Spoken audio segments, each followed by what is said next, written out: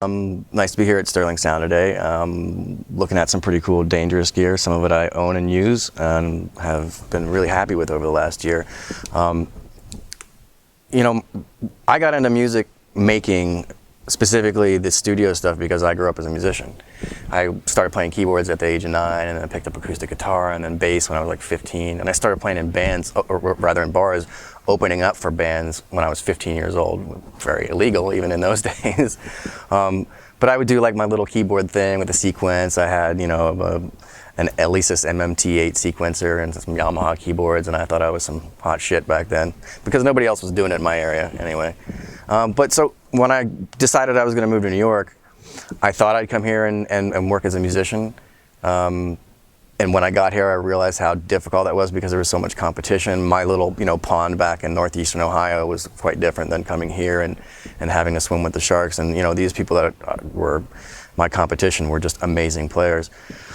Again, I was coming at it from the perspective of a musician. As a bass player, as a keyboard player, I always wanted to have the best sounding rig I could possibly afford. So I had this fascination with sound, and then you know, once I got into actually doing some professional engineering, I mean, and by professional I mean somebody was paying me to do it rather than me twirling away and, you know, in my rehearsal studio. I just thought it was crazy that I could have a career, I could make money, and maybe even, you know, do that full time and not have to do anything else. So I just really got a passion for it, and so as corny as it sounds, refining the tools that I use and making sure that I'm using the stuff that complements what I'm doing the most is always a passion of mine. So I'm always seeking out something that lets me do what I want to do better, and so that's kind of what I find fascinating about the gear and you know, talking to companies like Dangerous about what they're doing, because they, you know, there's definitely people with the same passion, and I don't know how it came about for them, but it's something that we as a community share, and the community aspect to it is also really important to me. So I feel really, really fortunate that I found something in my life that I had that much passion for. Most people I know don't really understand it. My mother still doesn't really even understand what I do, but that's okay. It doesn't really matter. It makes me happy, and I can earn a living doing it. So that was kind of just how I started out. And it doesn't get any more, or rather less exciting for me. I still love doing it. I still like going to events like AES and visiting other studios and making friends with people who have the same kind of passion. So it's always exciting for me. Well, the workflow's changed a whole lot. When I first started, I was only working in big studios. I was only working on consoles and tape machines. And I feel really fortunate that that was the case, because I learned a method of recording and mixing in a professional environment that had I not, I don't know that I would have the skill set, or I don't know that I would have the same passion for it now, because that was a big wide world that I had to learn about. I'm self-educated, I didn't go to school for this. And like I said, I came at this as a musician, so I was doing both at the same time, and one was informing the other. Things like, you know, picking the right preamp for my bass so that the note bloomed just in the right way. It was a huge difference going from a cheap, you know, preamp to something that really had some character to it. When you plucked a string in just such a way, there was a magic that happened that you didn't get if you didn't put that particular combination together. So one thing informed the other. So I first started working in those big studios, and I was working on SSL and Enimem consoles and 2-inch 24-track tape machines, and learned about the principles behind making all that work right, especially gain staging and the kind of things that's difficult to learn if you only work in a DAW these days and you're self-educated. Unless you really take it upon yourself to take the time, study, go talk to people, network as much as you possibly can, and become, you know, become an academic about the whole thing. It's going to be tough for you to get that insight. So I feel really lucky that happened, but I pretty quickly transitioned into Pro Tools. I started with version 3. When I realized that that was going to be the way things were going to be, right? So I made it my business to become as fast and as efficient as possible at Pro Tools, because I was getting put on, first of all, I was here in New York, and the majority of the business that was available to somebody like me was hip hop. So I became as fast as I possibly could be at editing and flying vocals and arming tracks and renaming, so that something that later kind of became my motto, which was I wanted to make the technology and the process transparent to the artist, which kind of also now informs my gear choices as well. I choose things that are quick, they're transparent, not even in terms of audio, but that's true as well, but transparent in terms of their function, so that I can have something at my fingertips that I can operate without thinking about the technical aspect of it, that I can just get to work and it's going to work for me every time reliably in the way that I want to. And I'll throw a little plug towards Dangerous here, which I believe, and I've never heard this said by anybody in particular from the company, but I believe that's the Dangerous Music's philosophy as well, because the stuff is streamlined, it's simple, as to the point, it does what it's supposed to do, and it does it really well.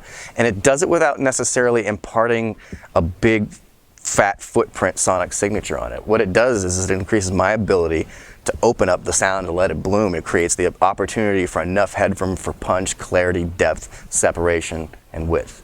So that's kind of what I really dig about it. Now, my own little personal rig at home is a Universal Audio Apollo Quad and a Dangerous D-Box. And now that sounds like a really simple setup, and when you look at it, it's a pretty simple setup.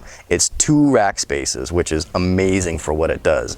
When I started working with Pro Tools, you had to have a big beefy computer with all kinds of cards and, you know, an expansion chassis and interfaces galore, and then, you know, that was just the beginning of it. You know, this little setup is so powerful for editing and mixing in the box and mixing with summing and maybe some particular very specific pieces of outboard gear that I feel are necessary from one mix to the next. But the small footprint of it means that I can pick it up and take it wherever I want to. And I get exactly the same power. All I really need is a little monitor package and my trusty Sennheiser HD 600 headphones, and I'm confident what I'm doing. You know, it may not be, you know, the most, you know, beautiful, elaborate setup, but for a lot of indie projects that I work on, it's exactly what I need.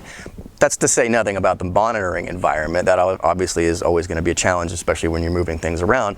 But, you know, kind of the mode of operation today for a lot of things, and this is why I just was describing that things have changed, is that budgets have shrunk.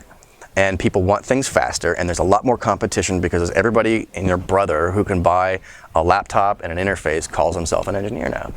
Well, I think that's great. You know, sort of the opening up of the field for everybody to get involved and have the kind of power that's available in these small footprint setups. I think it's fantastic, and it's pushing the technology forward.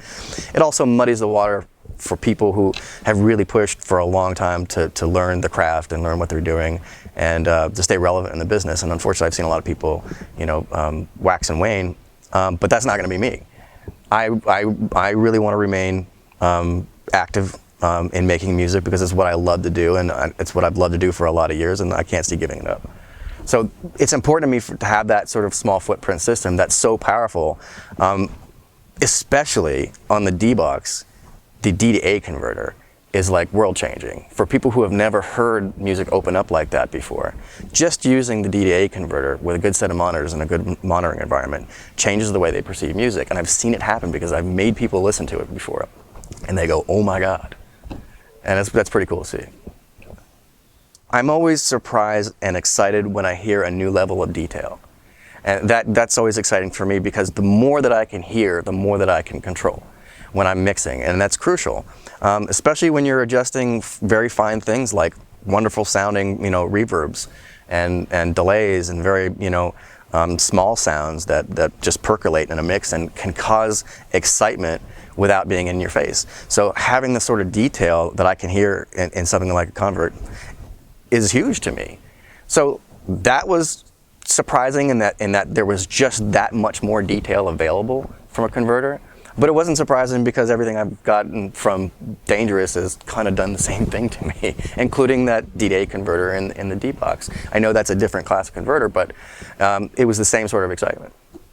It's difficult to explain to somebody that, no, with this particular piece of Dangerous equipment, you are not going to hear like some coloration that's gonna immediately, you know, give you goosebumps or anything else like that. What it's gonna do is like you were saying, it gets everything out of the way so you can hear things better, so you can make better mix decisions, and ultimately down the road, through all the steps that you have to go through for the mix process, that adds up to something pretty big. I have hardware compressors, and I find them continually in disuse, not because I don't like them or I don't want to, but kind of for expediency now. And it's simply because I have to do more projects in a shorter period of time. So mixing mostly in the box with summing is kind of the way most projects end up. If I had my druthers, yeah, I'd have my compressor rack there all the time. And I have had some experience with a dangerous compressor, and I think it follows the company's philosophy again, where you can drive it hard and you can make it do pretty crazy things, especially when tracking with it. And that flexibility of being able to use the discrete channels and use it as a tracking compressor and get all kinds of different characteristics, I think is fantastic. But as a bus compressor, I think that thing super shines, especially when you want transparent compression, when you don't want to impart a quality to something. Let's say I've already got my drum sounds exactly the way I want them. I got my kick drum sound with, cranking through a 1073 preamp, and same thing with my snare, and I get the kind of grit that I want on them, and I've got an 1176 strapped over the overheads, and I got that sucker pumping the way I want, and I don't really want to change it, but what I want to do is control its dynamic range to a certain degree, right? Maybe I only want a couple of dB worth of compression, and I want to set the attack and release settings so I get a little bit more snap. That's exactly what I'm looking for. I don't necessarily want to impart a new color on it, but I want something where I can control the dynamics and not have the color of the unit get in the way.